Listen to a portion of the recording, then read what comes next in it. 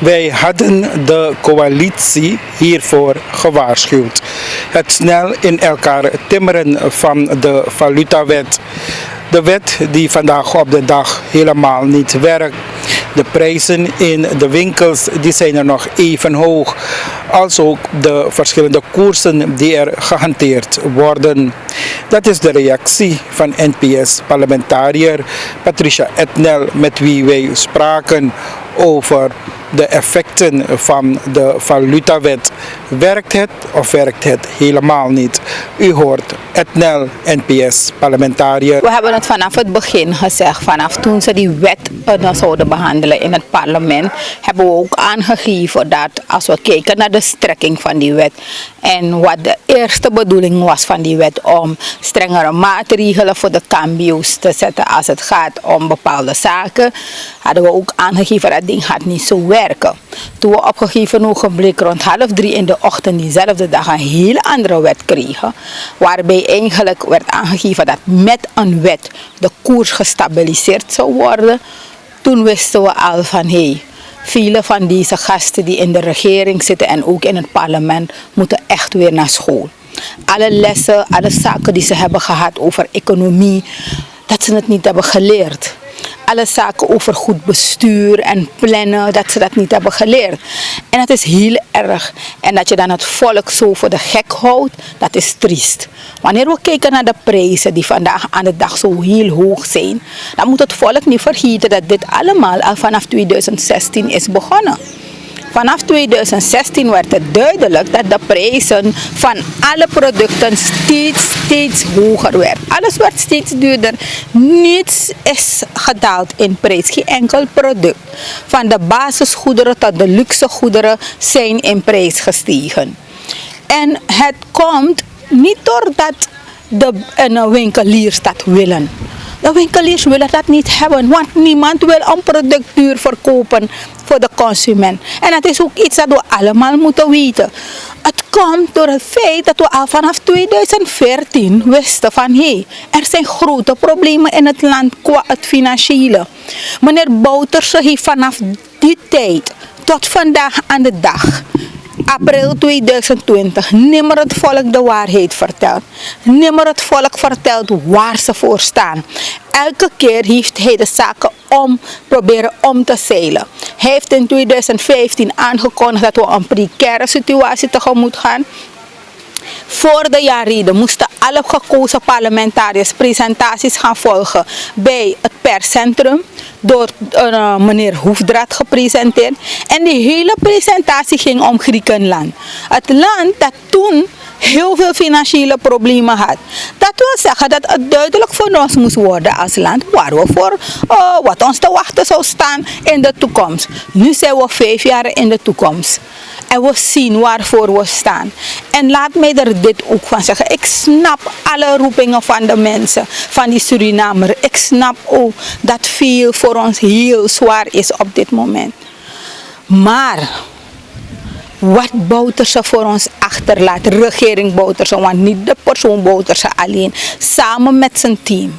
En ook de coalitie die allemaal heeft zitten napraten en alles heeft goedgekeurd. Toch? Als zij in augustus overdragen, dragen ze een failliet land over. Een land met financiële problemen die heel erg groot zijn. Alle leningen. En als we kijken naar de wet op staatsschuld, die toen in 2019 is veranderd, gewijzigd, waarbij eigenlijk toestemming is gegeven om vrij uit te gaan lenen. Daarmee is eigenlijk alles al gezegd.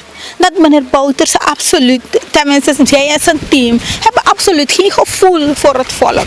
Dus wanneer we het hebben over de prijzen in de winkels, dan bloedt mijn hart wanneer ik zeg van het ergste hebben wij nog niet gehad. En ik vertel u de waarheid.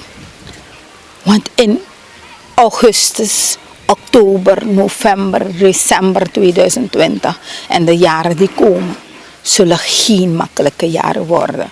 En daarom moeten er alternatieven gezocht worden om oplossingen te vinden voor dit volk. Want één ding is zeker. wat meneer Misikaba in 2016 had gezegd. Het Surinaamse volk mag niet op grote voet leven, is in 2020 een feit. U leeft niet op grote voet meer. We gaan terug naar hele moeilijke tijden. En we zien een uitspraak van de heer Bouva die aangeeft van waar we niet gekomen met de valutawet, dat was de koers nu 1 op 20. Geeft hij daarmee niet zelf aan een brevet van ongeschiktheid aan zijn eigen regering? Dus weet je wat ik zo jammer vind? Kijk, als iemand het zegt die bepaalde kennis nog niet heeft, dan zeg ik oké, ik kan meegaan, want dat is lerasma. Maar iemand als Bouva moet dat niet zeggen toch? En je geeft die hele adek waar je vandaan komt heel veel schande.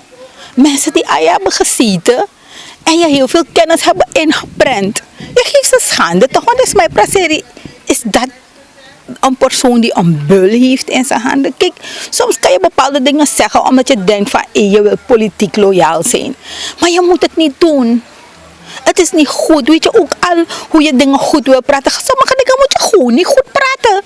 We weten dat die koers, die SRD vandaag aan de dag geen waarde meer heeft. Had het ook niet vanaf 2014 weten we dat. We weten het toch.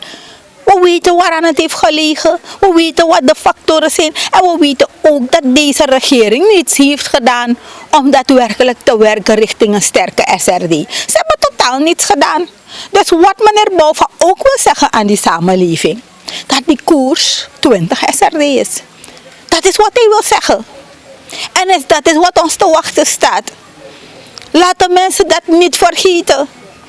Wanneer 1 oktober 2020 de nieuwe jaarrede wordt uitgesproken door de president die op dat moment dan gekozen wordt, zal het niet een jaarrede zijn waarbij we mooie dingen zullen verwachten. Het zal een jaarrede zijn met pijnlijke zaken. Maar één ding moet zeker zijn. Dat al deze mensen die samen met meneer Bouva hebben gewerkt om te stelen van het volk, dat we elke stuiver terughalen. Laat het duidelijk zijn. Want het is makkelijk om te zeggen dat je een valutawet maakt. Maar hoe makkelijker zou er zijn om te zeggen van luister, we gaan alle gestolen gelden die vanaf 2010 onrechtmatig genomen zijn van het volk, dat we ze terughalen. Waarom moeten we wachten tot wisseling van de wacht en dan gaan we die mensen ophalen? Wouters weet toch allemaal wie heeft gestolen. Hij weet toch allemaal wie het geld onrechtmatig heeft genomen van het volk. Hij weet het. Sommige klatrapporten heeft hij zelf genomen, omdat hij vindt het moet niet verder behandeld worden. Dus wanneer je dit soort zaken merkt, dan bloedt je hart en dan vind je het verschrikkelijk. En dan denk je, dit is niet wat we willen. Dit is niet wat we willen. We willen een ander Suriname hebben. En laten we daaraan gaan werken. En laten we echt als Surinamers dat meenemen op 25 mei. Stem niet op mensen, zij serie 69. Zij tegi dis na aardappel, terwijl ze na een citroen. Toch? Me kasma tegi, dat if na aardappel, if na citroen. Toch? No mek asma jiwan tra kleur, terwijl aan dat ning. Suriname gaat dankzij regering Bouterse zware tijden tegemoet. Het is iets dat we nooit meer moeten vergeten. Want één ding is zeker. In 2010 heeft deze man rust, stabiliteit en een goede monetaire reserve gehad. Het minst dat hij had kunnen doen is het zelfde overdragen in 2020. Dat niet eens. We moeten gewoon gaan pinaren. We moeten het gewoon erger gaan voelen in onze zak. Is toch verschrikkelijk. En dan kom je dan zeggen van hadden we die wet niet, dat was die koers 20 SRD. Wat is dat nou? Dat zeg je niet toch? Echt niet. Ik vind het verschrikkelijk. Dus het is gewoon een kwestie van tijd, mevrouw Etnel, dat we gaan zien hogere prijzen in de winkels, de koers die op hol zal slaan en onze munteenheid die verder in waarde zal afnemen dus. Tuurlijk is het een kwestie van tijd. En daarom, omdat we dit alles weten. Kijk, ik kan die Surinamer nu al zeggen wat ze te wachten staat. En misschien is het pijnlijk. En misschien is het hard. Maar dat is de waarheid. Na 25 mei. En wanneer de regering geformeerd is in augustus 2020. Zullen de harde tijden afgekondigd worden. Nu al zien we het. De prijzen zullen omhoog gaan. Vele prijzen van vele producten zullen de lucht ingaan. omdat je een bepaalde max moet bereiken. 2. De groep mensen die het nu en vanaf 2014 heel moeilijk hebben. En dan noem ik dat de mensen die in armoede leven. Die groep zal groter worden. 3. We zullen en we moeten op een of andere manier gaan richting een goede aanpassingsprogramma. Waarbij we economisch het land gaan genezen. En sociaal-maatschappelijk zaken gaan stabiliseren. 4. Het is moeilijk, maar vele mensen gaan nog meer offers moeten brengen. En dat doet pijn. Vaak hoor je de mensen niet zeggen dat ze offers moeten brengen, want hoe meer nog. Maar weet je, mijn hart bloedt wanneer ik dit zeg. Maar het allerbelangrijkste dat we gaan moeten doen, en dat gaat goed leiderschap eisen, dat we het volk hoop geven. Hoop dat er voor de kinderen een toekomst zal zijn. Hoop dat ook in 2025, wanneer we die zware jaren hebben doorstaan, en wanneer iedereen heeft ingeleverd, en ik zeg iedereen, dat wil zeggen vanaf de president tot die laatste groep gaan we allemaal inleveren. Niemand is uitgesloten om in te leveren. Wanneer we dat hebben gedaan, to uisa de moeilijk ding. Dat we allemaal terugkijken en zeggen, dit mag ons nooit meer in de toekomst overkomen. En ik hoop dat het volk dit meeneemt. Want stelen van het volk ten onrechte, voeren, nou dat is het probleem. Want wat je steelt van het volk, is niet, het volk krijgt het niet terug in die mate. En ik hoop dat we dat meenemen. En alleen sterk leiderschap gaat ons hieruit halen. Echt waar. Echt. Ik zeg het vandaag. Alleen sterk leiderschap. Niet iets anders. En een leider zou je abnono de COVID-19 maatregelen konden afplotseling zien hem chillen. Niet een leider die niet snapt hoe hij het volk moet brengen naar morgen. En schuld achter alles. Te shaman na te wan olifants de damo kon chillen. Maar te probleem de, dat je shaman dokken. Ine shaman, hij is niet boven de radar, zelfs niet onder de radar. Maybe hij heeft radar gagro. Ine streffi. We hebben dat soort leiders niet nodig. Sorry, uno habide van nodig. We hebben ze niet nodig. We hebben leiders nodig dat te a problemen naki, dat makandra we naka probleem kom maken door een betere oplossing. We hebben leiders nodig die niet schuilen achter hun wandaden. We hebben geen leiders nodig die niet het volk iets voorhouden die het niet is. Ook al wil het volk horen, want soms willen de mensen ook allerlei mooie dingen horen die er niet zijn. Dan gaan we het volk moeten opvoeden. Want dan moeten ze horen wat de realiteit is. Hoe hard het ook is. Hoe lastig het ook is. Laten we weten, dit is de realiteit. Dit is waarvoor we staan. Dit zijn de oplossingsmogelijkheden. Dit is waarvoor we met z'n allen gaan. Want dan kan dit zodat de schoolmaster moest doen. Nanga kan de 500 SRD AOV. Nanga 350 SRD onderstand. Dat heeft de president samen met zijn vrouw alle luxe. Dat ga je ook inleveren. Dat gaat de voorzitter van het parlement ook inleveren. De ondervoorzitter van het parlement gaat ook inleveren. Wat ze eigenlijk vanaf 2015 hadden moeten doen. Maar ze hebben het niet gedaan. En laat de regering die komt vanaf 2020 het goede voorbeeld geven. Laat de regering laten zien van hey, dit is wat we doen. Er komt een speciaal fonds. En dit geld komt van de ministers, komt van de president, de vicepresident, alle parlementariërs, alle geweldige luxe gaat aan een kant.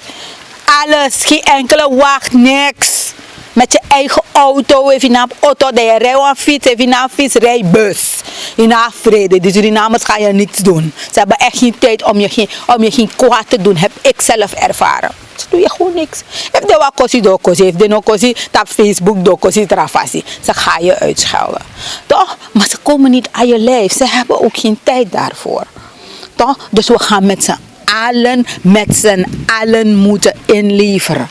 En niemand, geen enkele leider, geen enkele parlementariër die wordt gekozen na 25 mei 2020, moet het in zijn hoofd zetten om 1 stuiver van het volk te stelen.